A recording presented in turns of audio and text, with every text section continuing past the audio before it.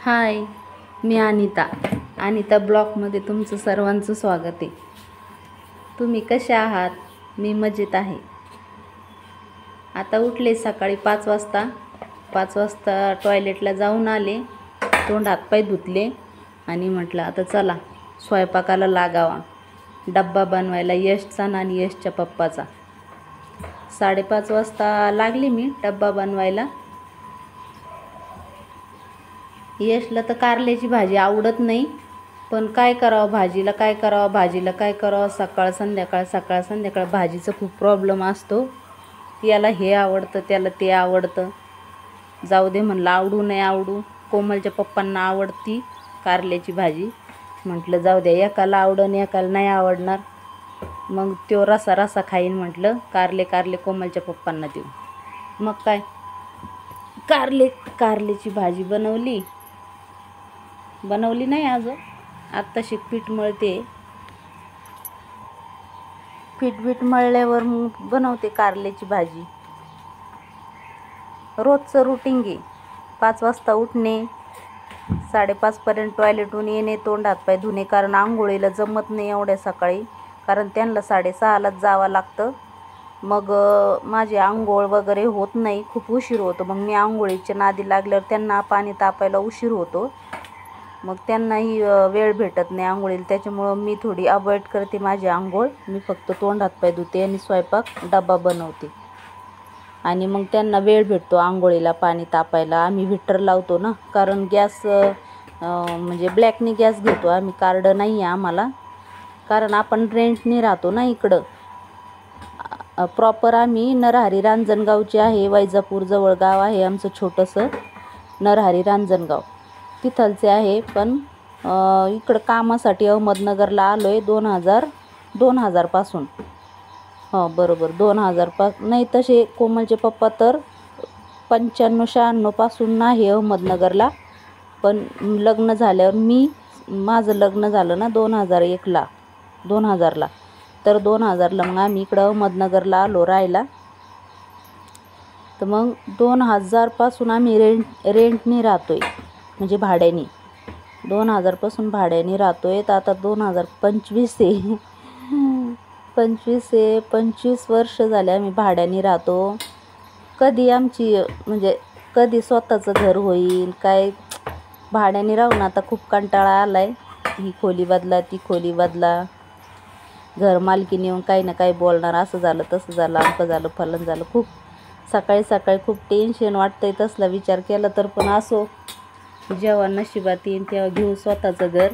पण तोपर्यंत तर भाड्यानेच आहे. मग त्याच्यामुळं कार्ड वगैरे काय सगळं ब्लॅकनीच आहे. अजून काय कार्ड वगैरे स्वतःच्या नावावर घेतलं नाही. मी म्हटलं आपला अजून प्रॉपर पत्ताच नाही आहे ना म्हटलं, कारण जेव्हा पाहा तेव्हा रूम बदलावं लागती. इथून इकडं तिकडं कुठं पण रूम बदलावं लागते. त्याच्यामुळं प्रॉपर पत्ता नाही आहे. प्रॉपर पत्ता नसल्यामुळं मग काय गॅसचं कार्ड अजून हे नाही केलं. तर मग ब्लॅकनीच गॅस घेतो. तर 1200-1300 रुपयाला भेटतो आम्हाला गॅस. असं कार्डावर आहे वाटतं 800-900ला, पण आम्हाला 1200-1300ला, म्हणजे 200-300 रुपये जास्त द्यावं लागतात. त्याच्यामुळं मग गॅसवर पाणी तापत नाही, हीटरवर लावते. हीटरचं जरी लाईट बिल आलं तरी लाईट बिल भरता येतं, पण गॅस घेऊन कुठं हिंडायचं नाही का, कुठं ब्लॅकनी कुठं भेटतो कुठं नाही, खूप हिंडावं लागतं ब्लॅकनी घ्यायला. त्याच्यामुळं मग हीटर लावतो, हीटरचंच लाईट बिल भरतो. आणि दुसरी गोष्ट, भाडं तुम्ही जर ऐकलं तर तुम्ही बी चक्क होता. आणि ह्या रूमला भाडं किती आहे, आणि रूम पण मी तुम्हाला दाखवन मी तुम्हाला एखाद्या ब्लॉकमध्ये. ह्या रूमला भाडं 6000 रुपये भाडं आहे. बघा तुम्ही आता 6000 रुपये. आणि कोमलच्या पप्पांना आहे 15,000 पगार. 15,000मध्ये सांगा तुम्ही महिना कसा काढायचा 15,000मध्ये. मग आता ना आपला यश तर आत्ताशी 11वी म्हणजे 12वीचे पेपर दिलेत त्यांनी. तसा यश आपला आहे ना 11वीपासून कामाला लागला आहे, कारण 15,000मध्ये भागत नाही ना. मग 15,000त भागत नाही. मग काय करावं त्याला. तर आता त्याचं करिअर बघायचं होतं. मी म्हटलं आता 11वी 12वी झाली का त्याला कुठे अकॅडमीमध्ये टाकावं यशला. पण ते नाही झालं, आता सक्सेस झालं नाही. कारण त्याच्या पप्पांना मदतीला तो कामाला जायला लागला 11वीपासून, कारण 15,000त भागत नव्हतं ना. मग यश म्हणला मी पण जातो. मग मी 1-2 वर्ष पप्पाला थोडंसं कवर होईपर्यंत मग मी माझं बघतो अकॅडमीचं. इतका हुशार मुलगा आहे की बापाला मदत करण्यासाठी आता कामाला जातोय. 11वीपासून आता 2 वर्ष झाले यशला कामाला जायला लागले. 2 वर्षापासून मग यशला बी 10-12 हजार रुपये आहे पगार. मग दोघा मिळून आता घर चालतंय. आत्ताशी कुठं घर चालतंय, कारण कसं 6,000 रुपये भाडं, 2,000 तर नुसतं लाईट बिल येतं, 2,000 लाईट बिल येतं, 6,000 भाडं, असं 7,000 हेच जातात. 5-6 हजारचा किराणा होतो, 2-3 हजारची भाजीपाला होतो. भरपूर खर्च आहे. तुम्हाला सांगितलं तर तुम्ही म्हणता एवढा खर्च लागतो का कुठं, पण शहरमध्ये लागतोच आहे एवढा खर्च. जर चांगला बारीक हिशोब केला तर 25-30 हजार रुपये लागतात महिन्याला. सगळं बारीक जर पूर्ण खर्च म्हणजे पूर्ण खर्चायला पैशा असं सगळं महिनाभरामध्ये जेवढे लागेल ना तेवढे 25 ते 30 हजार रुपये लागतात. एवढे पैसे लागतात महिन्याला. त्याच्यामुळं असं झालं आहे, आता कधी स्वतःचं घर होईल. कमीच कमी 15-20 हजार हप्ता दिला तरी 10-1 हजार रुपये आपलं खायला होईल, तर घर तरी स्वतःचं होईल. हे दुसऱ्याच्या घरी एवढे पैसे द्यायचे आणि त्यांनी कधी पण रूम खाली करायला लावायची, खूप अवघड आहे. काय सांगायचं. असो, स्वयंपाक करता करता माझी कहाणी तुम्हाला सांगितलं तर तुम्ही म्हणतानी स्वयंपाक करते का कहाणी सांगते. पण असंच आता ब्लॉग आहे मोठा, म्हटलं चला आपलं बी थोडंसं सांगावं यांना कसं आहे काय. आपलं पाणी किती, आणि असं वेळ भेटत नाही सांगायला. कामं असतात खूप, घरातले कामं करायलाच 12-1 वाजतात. मग नंतर काही ब्लाऊज शिवते मी. ब्लाऊजचं तुम्हाला व्हिडिओ टाकायचा आहे मला, माझं लक्षात राहत नाही. तर जेव्हा मशीनवर बसेल तेव्हा ब्लाऊजचा व्हिडिओ टाकते मी. माझ्या वहिनीनं दिलेले मला 2 पीस. वहिनी म्हणे की ताई एवढे 2 ब्लाऊज शिवून, कारण माझे भरपूर ब्लाऊज आहे. माझे ब्लाऊज शिवायचे, कोमलचे ब्लाऊज शिवायचे, कल्याणीचे शिवायचे. पुन्हा आता वहिनीने पण दिले की ताई एवढे 2 ब्लाऊज शिवा. आता ते पण ब्लाऊज शिवायचे नाही. काय झालं माहिती आहे का, मशीनवर बसलं की माझे पाय सुटतात. काय माहिती काय भानगडी. ब्लाऊज शिवायची खूप आवड आहे मला, ब्लाऊज शिवा वाटतात, पण मशीनवर बसले की पाय सुचतात. काय करावं. आणि पाय पण सुचतात पण म्हणजे काय म्हणतात ना, तब्येत पण बिघडती. तब्येत पण बिघडती, म्हणजे कणकणच वाटू लागते लगेच. काय माहिती का बरं, माहीत नाही बाबा. पण मला ब्लाऊजची खूप आवड आहे शिवायची. तरीसुद्धा वाटू दे कणकण, मी शिवणार आहे ब्लाऊज. तर आता बघा यशला उठवलं आहे मी. यश उठला. यश उठत नाही लवकर सकाळी. त्याची सकाळची ड्युटी असली का यशला खूप त्रास होतो, कारण 6:30ला जावं लागतं म्हणल्यावर 5:30ला उठावं लागतं ना आंघोळ वगैरे करायला. तर यशला खूप त्रास होतो. यश म्हणतो दुपारची ड्युटी पाहिजे, आरामशीर झोपायचं, मग दुपारी ड्युटीला जायचं. तर त्याची सेकंड बी ड्युटी असते बघा 3 वाजता. आता हप्ताभर आहे सकाळची, फर्स्टची हप्ताभर सकाळची झाली, पुढच्या हप्त्यात सेकंडची राहील त्याची. पण हप्ताभर आहेच ना त्रास. तर त्याला उठवलं आहे मी. आता आंघोळीला जातो आहे तो. मी आवरते आता पटापटा स्वयंपाक वगैरे. आता मला असं वाटतं 6-6:30पर्यंत होईल असा अंदाज. जर नाही झालं तर लय पटापटा करावं लागेल आणि त्यांना पण उशीर होईल. तर चला काढते मी मसाला लवकर. कारल्याच्या भाजीचं, कारलं मला सुक्कं बनवायचं होतं बरं का. सुक्कं असं चकली करून तळायचं होतं, पण लय सगळ्यांचं लय अवघड आहे. हे म्हणतं मला तळलेल्या चकल्या नाही आवडत. यशला तळलेल्या चकल्या आवडतात कारल्याच्या, आणि यशच्या पप्पांना नाही आवडत. किती टेन्शन आहे बघा तुम्ही. मग मी काय केलं, कारलं शिजून घेतलं, तेलात फ्राय केलं, आणि थोडं अद्रक, लसूण, खोबरं, कोथिंबीर आणि थोडे शेंगदाणे, मिरची एवढं बारीक वाटून घेऊन त्याचं थोडासा आंगचा रस्सा बनवते. म्हणजे कोणाला तळलेलं नको आणि कोणाला लय असं बी नको. थोडा आंगचा रस्सा म्हणजे खूप छान मस्त कारलं बनवलं आहे, आवडन त्यांना. तर असं हे असल्या कहाणी आहेत, तुम्हाला काय सांगायचं, जे आहे ते बरंच आहे. मुलींचं तर लग्न झालं आहे आता मला असं वाटतं 2024ला कल्याणीचं लग्न झालं, 2025ला कोमलचं लग्न झालं. दोन्ही मुलींचे लग्न झाले, दोघींचं पण चांगलं झालं. आणि कल्याणीला तर मुलगी पण आहे, तुम्हाला तर माहीतच आहे. कल्याणीची मुलगी अन्वी किती अगोचर झाली ती आता, बापरे. आत्ता 7 महिन्याची आहे, पण इतकी हे झाली, इतकी बंड झाली ना, काय सांगायचं. लय हुशार झाली. आणि रडत तर अजिबात नाही, बिलकुल रडत नाही. सगळ्यांचं मी ऐकलं होतं बरं का, हे बाळ लय रडतं, आमकं बाळ लय रडतं, लय त्रास देतो, रात्रभर झोपू देत नाही, दिवसभर काही करू देत नाही, असं मी दुसऱ्यांचं खूप ऐकलं होतं. पण माझी नात आहे ना, इतकी हुशार आहे, इतकी गुणाची आहे. मी त्याच्यामुळे तिचं नावच ठेवलेलं आहे गुणाची अन्वी. इतकी हुशार, इतकी रडत नाही, काय नाही, काय नाही, काही त्रास देत नाही, काय नाही. फक्त कोणी जेंट्सकडे जायचं म्हटलं की रडते. तिला ती दाढीचं काय भीती वाटते का काय माहिती, दाढीचीच भीती वाटते वाटतं. तर मग खूप रडते ती. जेंट्सकडे जायचं म्हटल्यावर खूप, तिच्या बाबाकडे जायचं म्हटल्यावर तर खूपच रडते. त्यांचं ते आवाज आणि ते इतका मोठा ना, लय रडते. पण लय हुशार आहे, लय गुणाची अन्वी आहे. आली होती आत्ता मागे भेटायला मला, 2-3 दिवस झाले. रविवारी तिच्या मिस्टरांना सुट्टी असते ना, म्हणजे माझ्या जावयांना, तर आले होते दोघंजण. 12 गोष्टी केल्या. ह्यावेळेस तर खूप एन्जॉय केला. कल्याणी कधी आली ना तर वेळ भेटत नाही तिला बोलाय बसायला.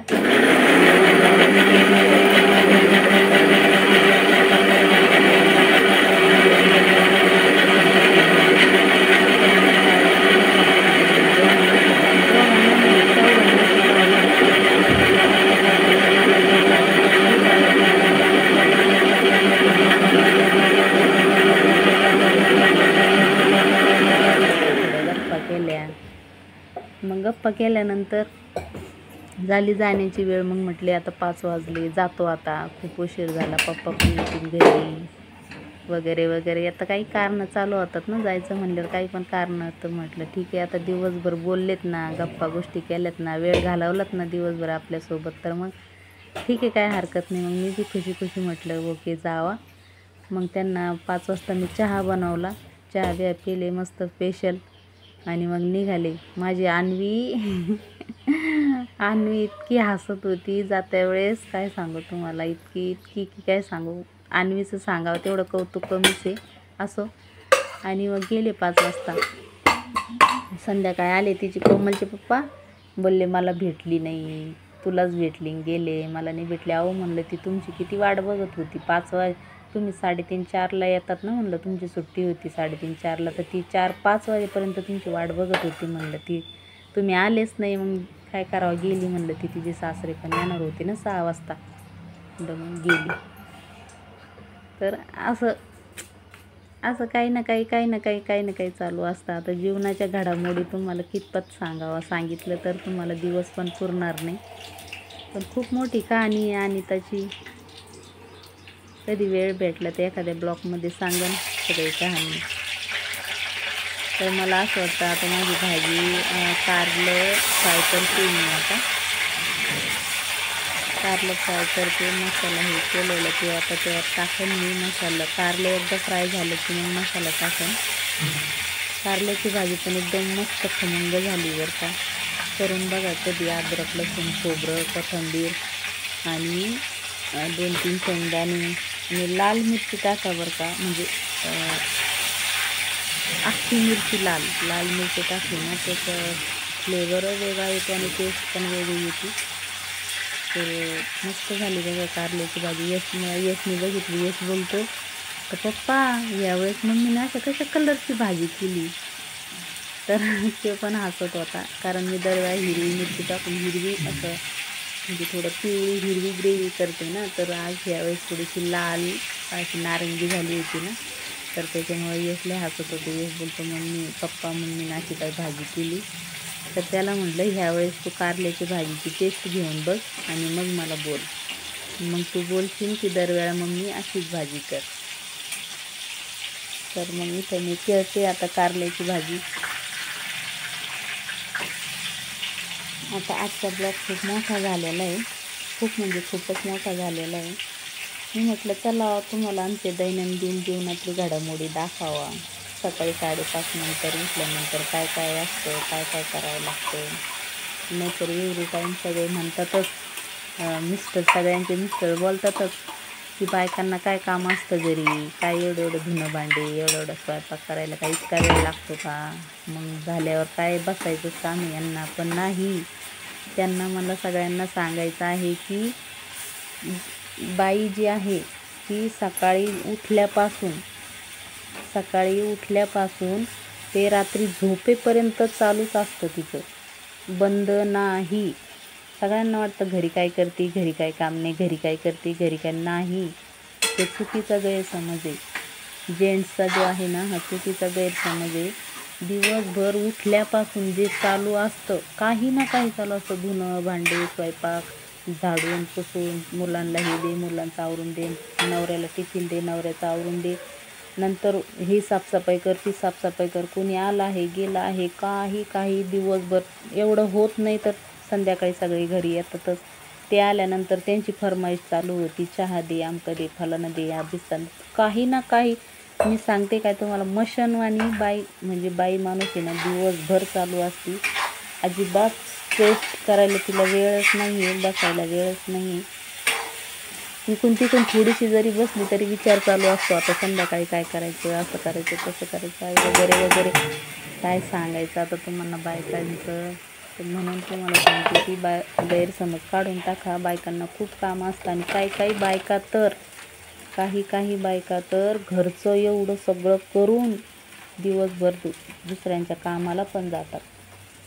आता ही तर खूप मोठी याची गोष्ट आहे बघा. घरचं सगळं करून दिवसभर दुसऱ्याचं काम करून येऊन पुन्हा घरचं संध्याकाळी बी करायचं म्हणजे सलाम आहे अशा बायकांना. मी तर खरंच सलाम ठोकते त्यांना. हिंमत आहे त्यांचीवाली, दिवसभर बी दुसऱ्याचं करायचं, आपलं घरचं बी येऊन करायचं. मी तर शांतच होते आता थोडा वेळ, कारण माझ्या मनात खूप त्यांच्याबद्दल हे वाटतंय. तर स्त्रियांचं असं आहे, असं मी तुम्हाला म्हणते. खूप स्ट्रॉंग आहे स्त्रिया. एवढं करून बी कोणाचं काही घरी प्रॉब्लेम असतात, भांडणं वगैरे, काही कोणी त्रास देते, ते बी त्रास सहन करतात बायका. खरंच ते काय आहे ना, मा तुझे सलाम, खरंच मा तुझे सलाम. तर मी मी माझी स्वतःची गुणगान गात नाही आहे. ऑल सगळ्या ज्या स्त्रिया आहेत त्यांना मी सलाम करत आहे की किती सहन करतात, किती करतात. तर असो, आता माझी कहाणी जर सांगितली तर म्हणशील ही काही गाथा ओव्या गायला बसली का, तर नाही. मी तुम्हाला असंच दैनंदिन याच्यातलं सांगत होते. तर असो, आता मी कुठपर्यंत आले. भाजी मला असं वाटतं मी टाकलेली आहे. आता शेवट मी कोथिंबीर कापून टाकली आता वरून. मग मला असं वाटतं झाली कारल्याची भाजी. मग आता चपात्यालाच लागते. यशची आंघोळ झाली तर मी बघितलं नाही, मी टाकली वरून. मला असं वाटतं झाली मी यशची आंघोळ, कारण खूप वेळचा गेलेला आहे यश आंघोळीला. काल हो, मी तुम्हाला सांगितलंच नाही, काल मला होता उपवास होता. तर मी काय केलं, सरासरी यश किती ते 3:30 पावणे 4ला आला यश काल कामावरून. मग आल्याबरोबर त्याला म्हणलं यश, मी काय केलं आधीच आवरलं थोडंसं, तोंड हातपाय धुतले, मेकअप म्हणजे काय नाही, थोडं फेअर अँड लवली लावली आणि पावडर लावलं आणि साडी वगैरे चेंज केली. यश आलं. यश बोललं मग मी का तयार झाली. यशला म्हणलं आपल्याला नाही का आज मंगळवार आहे, हनुमान आपलं बजरंगबली हनुमानला पाया पडायला जायचं आहे म्हणलं आपल्याला. तर काल मंगळवार होता ना, माझ्या राशीचा देव आहे हनुमान बजरंगबली. तर म्हटलं चाललं येऊ दर्शन घेऊन आज मंगळवारी, म्हणजे कधी गेलेच नाही ना. कधीच नाही गेले मी. म्हणतात मंगळवारी यायचं पाया पडून हनुमानला, तर म्हटलं सगळे म्हणतातच आहे ना, आपण घरीच असतो, चला आज येऊच म्हणलं. मग गेले.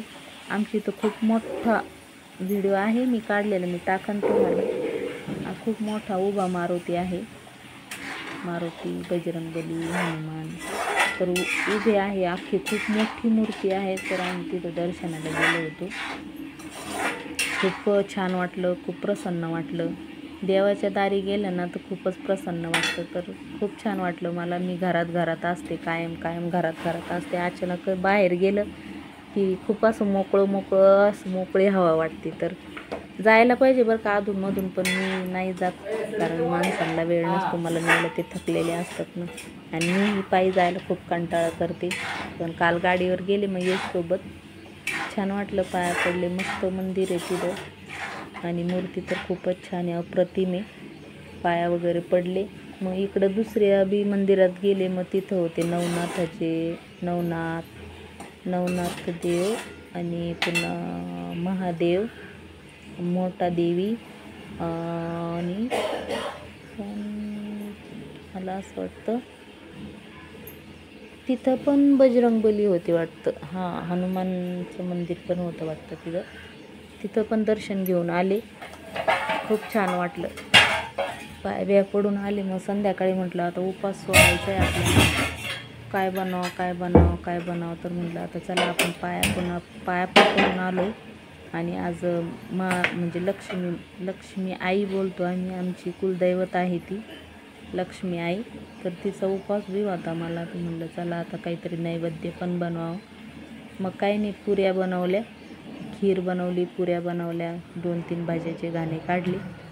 आणि यशच्या पप्पांना, त्यांना तर आवडलंच नाही ते जेवण, बिलकुल त्यांना ते जेवण आवडलं. त्यांना तळलेलं बिलकुल आवडत नाही, पण त्यांच्यामुळं कधी बनवायचंच नाही का. तर मी म्हटलं नैवेद्य बनवायचंच आहे आपल्याला, तर असो सगळ्यांनी खा खीरपुरी.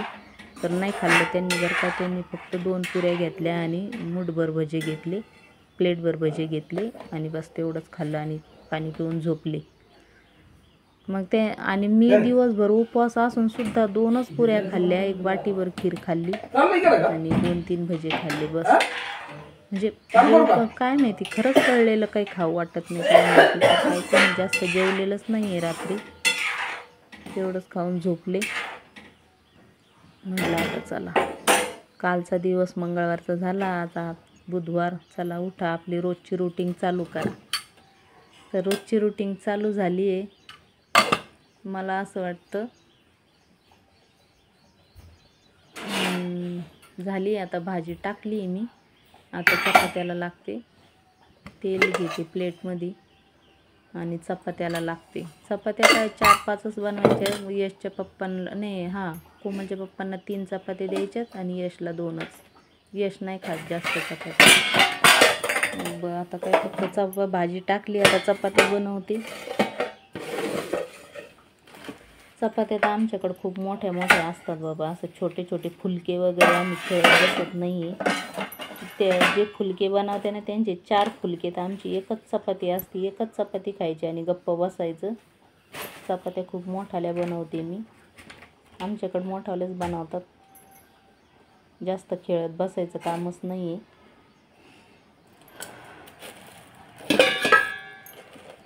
आणि 5:30 वाजल्यापासून तर 6:30 पावणे 7 वाजेपर्यंत मी उभी राहते. मला इतका त्रास होतो, माझ्या टाचा पाय वगैरे खूप दुखतात, पण काय करणार आता, उभं राहूनच बनावं लागतं. खाली गॅस घेऊन खाली बसलं की खाली इतका राडा होतो, काय सांगायचं तुम्हाला. आणि त्यातल्या त्यात आमचं आंघोळीचं जे बाथरूम आहे ते किचनला एकदम अटॅच आहे. तर ते सगळं म्हणजे किचनच्या अर्ध्या किचनमध्ये आंघोळीचं सगळं पाणी वगैरे उडतं. त्याच्यामुळे मला खाली बसून नाही आवडत. जर बाय चान्स खूपच मोठा स्वयंपाक असला, खूपच पाहुणे आले, खूपच जास्त असला, तर मात्र मग मी खाली घेते आणि त्यांना सांगते दरवाजा लावून घ्या बाबा, बाहेर पाणी येऊ देऊ नका. आणि तिथं जास्त सगळं तू घेतलं का, तर त्याच्यामुळे वरच बरं आहे म्हणलं राडा, मग वरतीच बनवते. असू म्हणलं किती त्रास होऊ दे आपल्याला, जाऊ दे, 1-1.5 तास होईल त्रास, म्हणलं नंतर बसू आपण. तर यशची मला असं वाटतं झाली आहे आंघोळ. कोमलच्या पप्पांना लावलं असं पाणी. त्यानं रात्री गोळ्या घेतल्या पहा थोडं बरं वाटतंय त्याला. मळलेलं आहे मी. तुम्ही घेतल्याने काय नाही माकडावर. एवढ्या पिठाचे किती फुलके बनवतील हे. समजा दुसरे कोणी या पिठाचे मी तर म्हणते 10-15 फुलके होईल. मला पाहून रातभर झोप नाही आली माहिती का? 5 बी नाही, मी 3च बनवणार. पण 3 त्यांच्या डब्याला कंपनीमध्ये हसतील ना ते काय एवढे मोठे मोठे डब्याला थोड्या किंचित छोट्या बनवते. नंतर घरी असल्यावर त्याच्यापेक्षा मोठ्या बनवते. त्या पिठाच्या मी 3च चपात्या बनवते, पण आता मी 5 बनवणार कारण त्यांना डब्याला द्यायच्यात ना. तर मोठ्या चपात्या बनवते नाही. आता मी नाही झोपत दिवस झोपल्यावर मग डोकं दुखत मस्त. किती झोप आली, मी झोपत नाही दिवसा.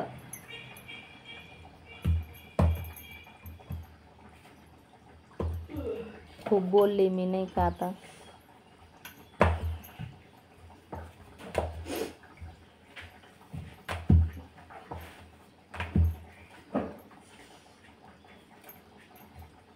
कायची भाजी करेला. यश विचारतोय मला काय भाजी बनवली.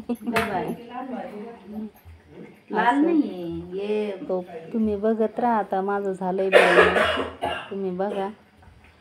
तोपर्यंत मी काही करते आता. Bye bye.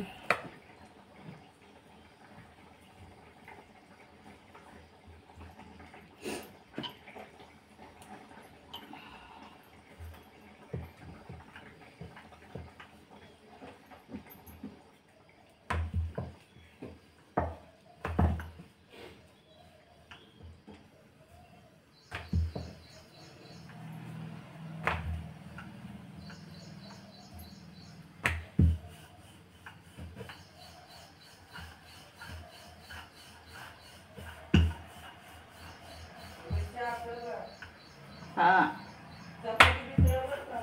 पूरी आहे ना.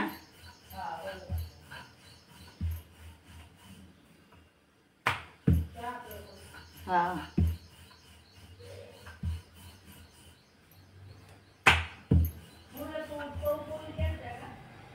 हाँ भारी झालते ना.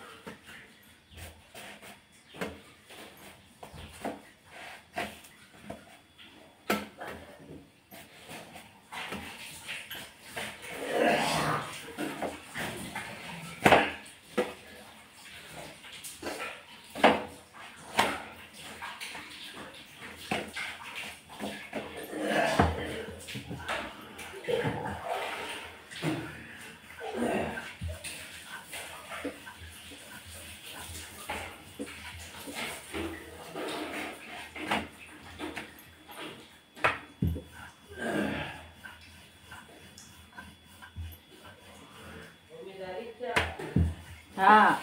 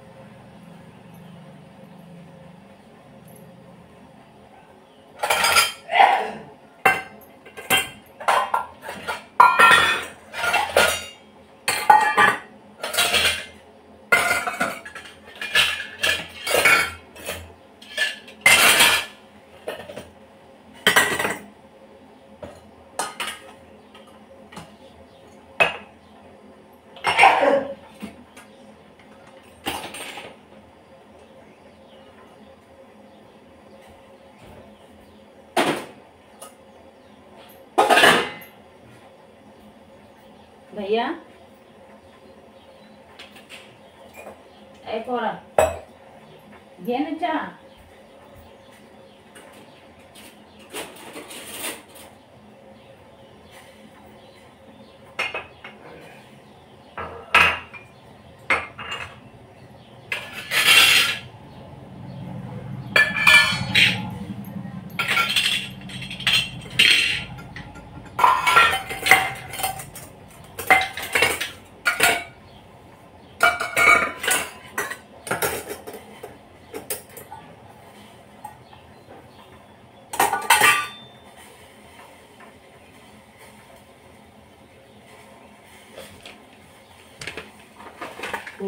चाय मग इथं कप आहे. कपात नाही ना. आता मला पुरी सण खायची तर मग वाटी लागल ना. हे बघ, कप मोठा आहे. वा कप नाही लागेल.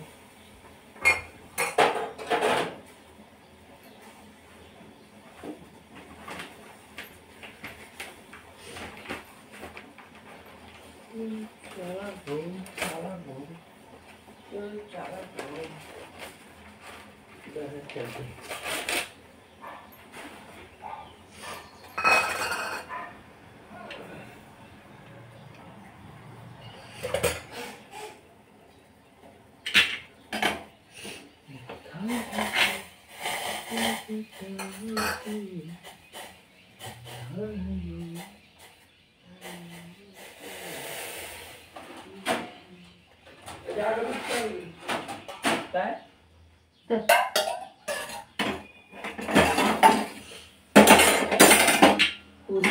है येस नाही दम.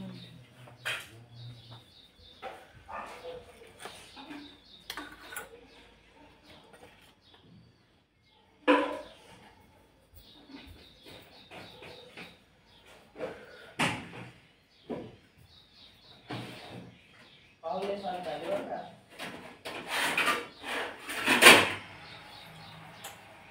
असं याच्यातच पडून असं अगरबत्ती लाव, जिकडे तिकडं वाकडी तिकडे नाही लावायची.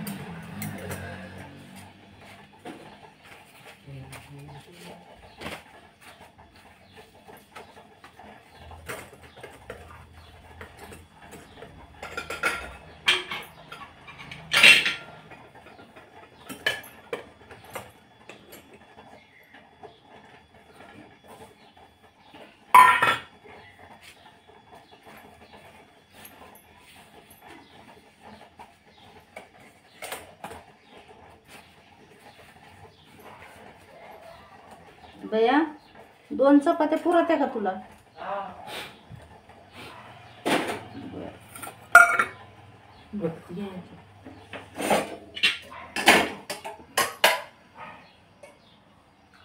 बस.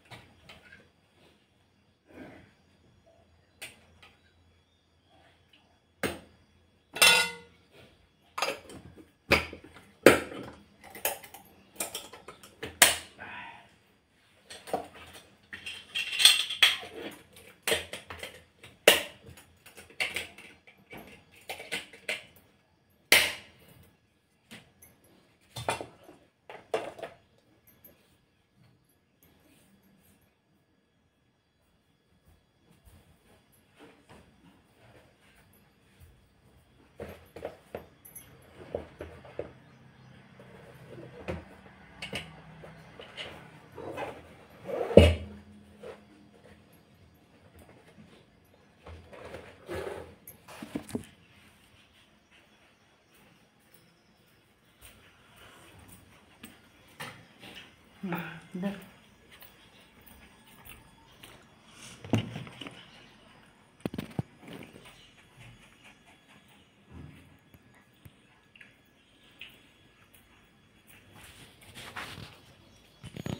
आवर पटापट.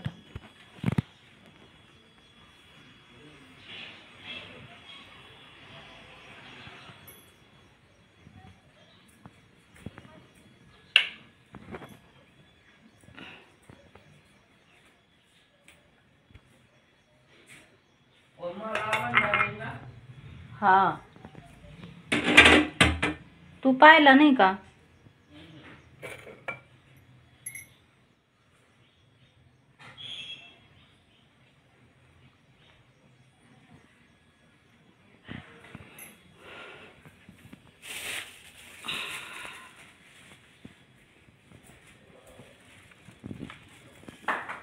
एवढा कचरा बी जाताना घ्या. ह्याच्यात आंबा आहे, बारीक चिलट लागन त्या. पाणी बिणी आलं का?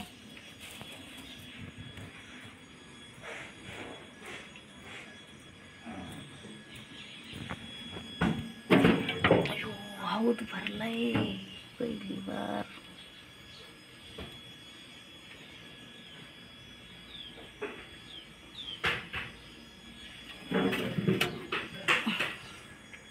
आज तर हौद भरला. हौद भरला आज. कोणता देव पावला?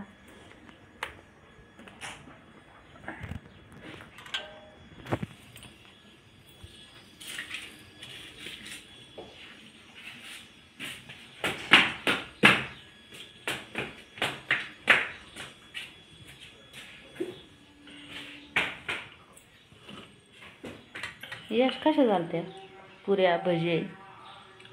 हां, का नव्हते खाल्ले तो रात्री? अंडे खाल्ले होते ना. बरं वाटा ना का अजून? आवाज बदलला ना, पण त्या गोळीने थोडा फरकच पडला. यश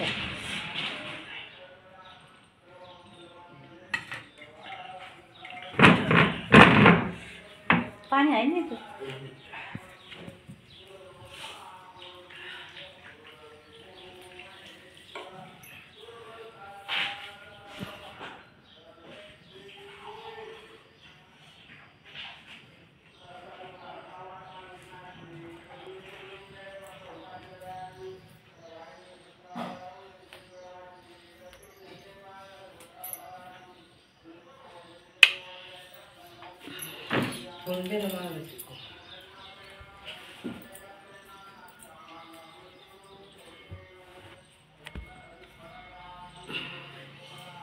शंभर टक्के झाली.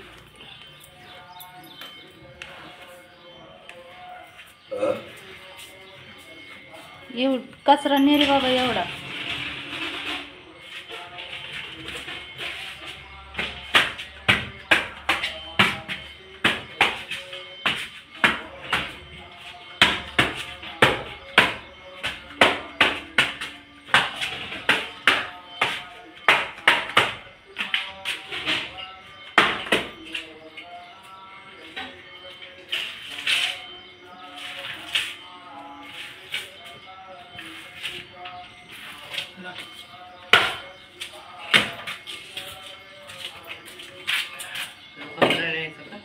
हां,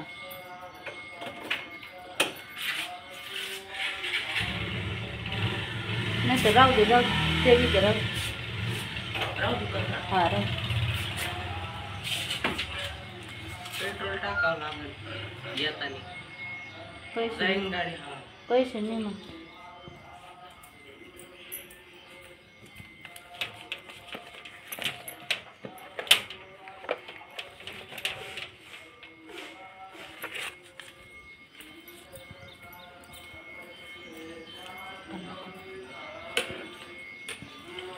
टाक तेवढंच कर फुल. काय राहू राहू राहू राहू हे का नाही.